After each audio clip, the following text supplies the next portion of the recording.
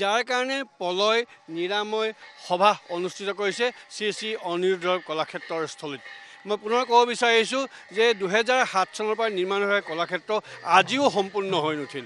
প্ৰায় 2 কোটি টকা ইতিমধ্যে ইয়াত খৰচ হ'ল, কিন্তু সম্পূৰ্ণ ধুবাংমাং হৈ আছে। যাৰ কাৰণে তেওঁলোক ওলাই আহিছে, ইয়াৰ মায়মা সমাজৰ ভকত বৈষ্ণৱ ওলাই আহিছে, সচেতন নাগৰিক ওলাই আহিছে। তেওঁলোকে আচলতে অনিৰুদ্ধ কলাক্ষেত্ৰৰ যি বিপৰ্যয়, সেই বিপৰ্যয় শেষ কৰি এখন সৰ্বাংগ সুন্দৰ গুৱাহাটীৰ শংকৰদেৱ কলাক্ষেত্ৰৰ সম্পূৰ্ণ আৰ্হিৰে আচলতে ইয়াতো এখন কলাক্ষেত্ৰ নিৰ্মাণৰ কথা তেওঁলোকে দাবী কৰিছে। আৰু ইতিমধ্যে সমগ্ৰ বিষয়টোত ইয়াৰ যি স্থায়িত্ব, সেই স্থায়িত্ব দাবী কৰাৰ লগতে মুখ্যমন্ত্ৰীৰ হস্তক্ষেপ দাবী কৰিছে। আমি ইয়াৰ স্থানীয় ব্যক্তিসকলৰ ওচৰত তেখেতক সুধিব বিচাৰিম, কি ক'ব এতিয়া আজি আপোনালোকে মহাপলয় সভা অনুষ্ঠিত কৰিবলৈ বাধ্য হ'ল অনিৰুদ্ধ কলাক্ষেত্ৰ নিৰ্মাণৰ বাবে? আমি ব্যতীত শংকিত, বহুত উদ্বিগ্ন।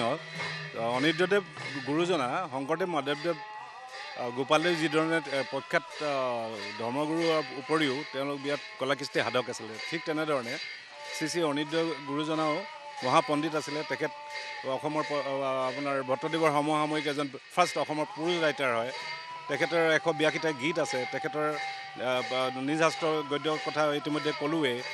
তাৰ উপৰিও তেখেতে শ্ৰীমদ ভাগৱতৰ 4ৰ্থ 5ম স্কন্ধ ভক্তিমাংগল ঘোষাশাস্ত্ৰ ৰচনা কৰিছে। তেখেত এজন অসমৰে সম্পদ, অকল মায়মাৰ সমাজৰ নহয়। তেখেতে বিশাল কলাকৃষ্টি বা সাহিত্যৰ সকলোৰে অধিকাৰী আছিল। এনে এজন মহাপুৰুষ, তেওঁৰ নামত নামাংকিত অনিৰুদ্ধদেৱ কলাক্ষেত্ৰখন এই ধৰণে ধ্বংস হোৱা বা আপোনাৰ অপচয়, শক্তি অপচয় হোৱা, সম্পদ অপচয় হোৱাটো আমি অতি উদ্বিগ্ন আৰু বহুত দুৰ্ভাগ্যজনক আৰু ব্যতীত। আমি এইটো কাৰণে আমি মুখ্যমন্ত্ৰীৰ হস্তক্ষেপ বিচাৰিছোঁ। জিলা প্ৰশাসনক আমি দেখিলোঁ, আমাৰ সাংস্কৃতিক বিভাগৰ কৰ্তৃত্ব যিসকল অধিকাৰী আছে তেওঁলোকক দেখিলোঁ। গতিকে এই সময়ত মুখ্যমন্ত্ৰী হস্তক্ষেপৰ বাহিৰে উপায় নাই। মুখ্যমন্ত্ৰীয়ে এইটো নাজানে, তেখেতে জানিলে ইমিডিয়েট একশ্যন ল'ব। মই ইমানখিনি মোৰ তেখেত বিশ্বাসী আৰু আমি তেখেতৰ ওপৰত নিৰ্ভৰশীল। যিহেতু এই কলাক্ষেত্ৰখন, অনিৰুদ্ধদেৱৰ কলাক্ষেত্ৰখন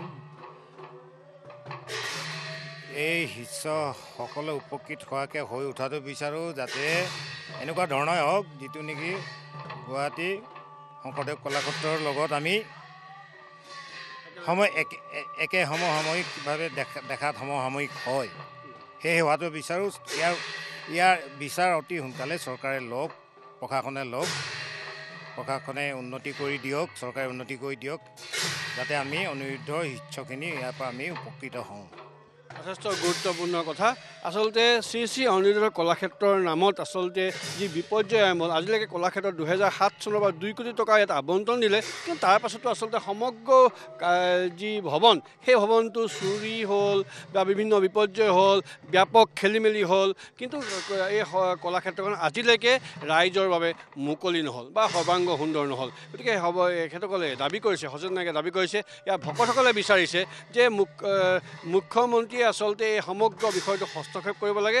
আৰু যাৰ কাৰণে যি আজি বিপৰ্যয় নাশ কৰিবৰ কাৰণে তেওঁলোকে পলয় নিৰাময় সভা অনুষ্ঠিত কৰিছে এই যি আধৰুৱা হৈ থকা শ্ৰী শ্ৰী অনিৰুদ্ধ কলাক্ষেত্ৰৰ স্থলীত।